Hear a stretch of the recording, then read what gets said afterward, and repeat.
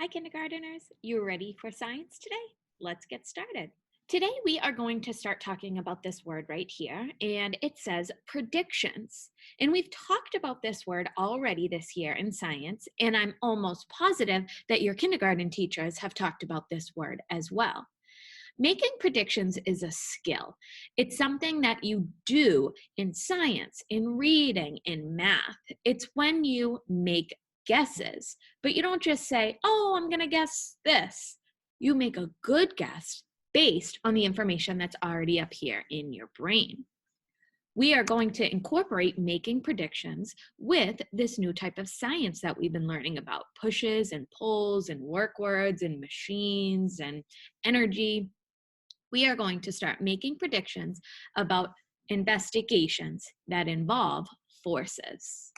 Before we do that, I want to show you a really fun Brain Pop Junior video about what making predictions looks like. You guys ready?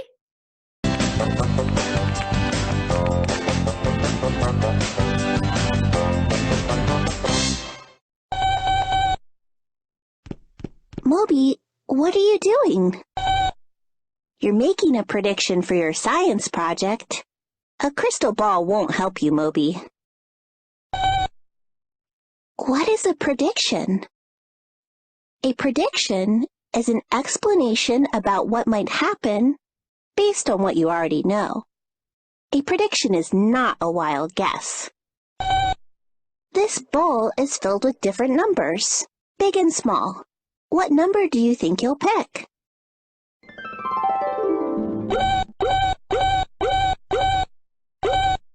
Right now, you're just randomly choosing numbers and hoping one is right. You're guessing and not making a strong prediction.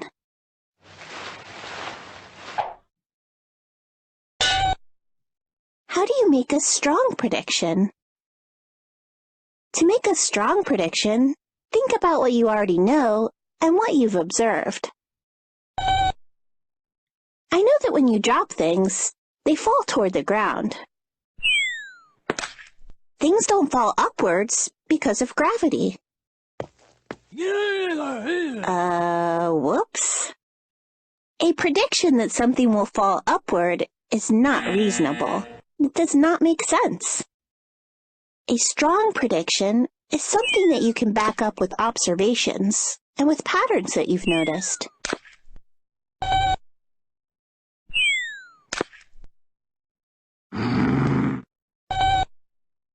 You can also research and gather information to help come up with a strong prediction. I'm doing my science project about things that sink or float. I wonder if an egg will sink or float. I know that eggs are light. A beach ball is really light and it floats. A rubber duck is also light and it floats too. So, I predict that an egg will float because it's light and light things float. How do you test your prediction? A hypothesis is a strong prediction that you can test. I'm going to plan an experiment to test my hypothesis. Write your prediction and list the steps in your experiment to test it. Now it's time to gather the materials you need for your experiment. I'll need a bowl, water, and a measuring cup to measure the water. I'll also need my notebook to record my data or information. Oh, right. I need an egg. Actually, I need a few eggs. It's important to do an experiment several times so you can look for any patterns. Cool! This egg floats. This egg sinks. This egg sinks too. This is why you need to do an experiment a few times. Don't worry, Moby. It's okay if your predictions aren't correct. Some of the most important discoveries were made by people whose predictions weren't always correct. It just means you have to gather more information, or even change your experiment, and test your prediction again. I need to read more about eggs. Thanks, Moby. This book explains that over time, the liquid inside eggs turns into a gas and escapes through the shell. Then air from the outside comes into the egg. So an older egg floats because it has more air in it. A fresher egg will sink because it has less air in it. Sometimes after you do an experiment, you come up with more ideas and predictions to test. That crystal ball won't help you make a prediction, Moby. It's telling you something? What is it? That's not going to happen. It's impossible.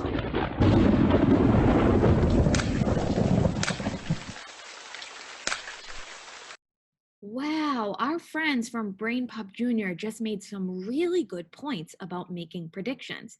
I want to remind you about a couple of those points. Number one, it's okay if your prediction is wrong.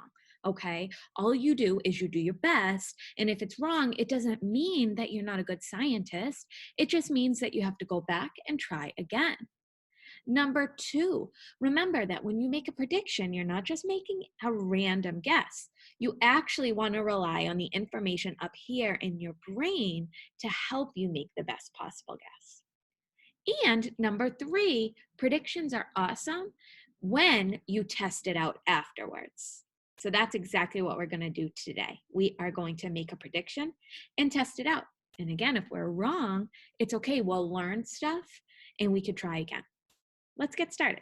The very first thing we are going to do today is we are going to take out this piece of paper in your science packet, and it says, what is a prediction?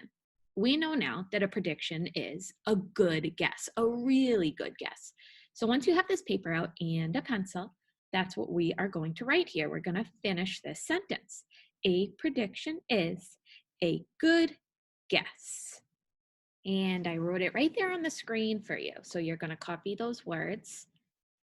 Pause the video if you need extra time. When you're done, I would cut this out and glue it into your science journal. And then we will move on to our forces investigation. Okay, so what you want to do is you want to take this worksheet out. We will eventually be pulling this out of the packet and cutting it so that it's only the bottom part, but you can leave it in the packet right now for the investigation. When you look at the worksheet up close, it says prediction at the top, and then it says, I think car A, car B will be the fastest. So you have to make a prediction which car will be the fastest. Now, we're not in school and we don't all have toy cars. So if you don't have toy cars for this, you can use anything that's gonna roll, like 2 different balls or 2 different water bottles, anything that's going to roll. I have 2 cars. I have this car, which is gonna be my car A, and this car is going to be my car B. See how they're really different? And then I'm gonna roll them down this ramp right here. Before I do that, I need to make my prediction. So with a pencil, I am going to think, which car do I think will be fastest? A, the big blue one, or B, the small yellow one? And I would go ahead and circle. And you'll do the same thing. Remember, whether it's a toy car or whether it's a ball, anything that rolls, just make sure that they're different, okay? Then you have to test it out. That's when you do your investigation. So, one at a time, you will roll your object down a ramp or anywhere you want, right? So here's car A. Ooh, it was really, really close to going all the way to the wall. Let's see what car B does. Oh, it looks like car B was the fastest. So I'll go back to my worksheet and I will circle down here underneath results. That means what happened. I will circle car B was the fastest, okay? And then when you're done, you can color the worksheet in. I hope you have fun with this.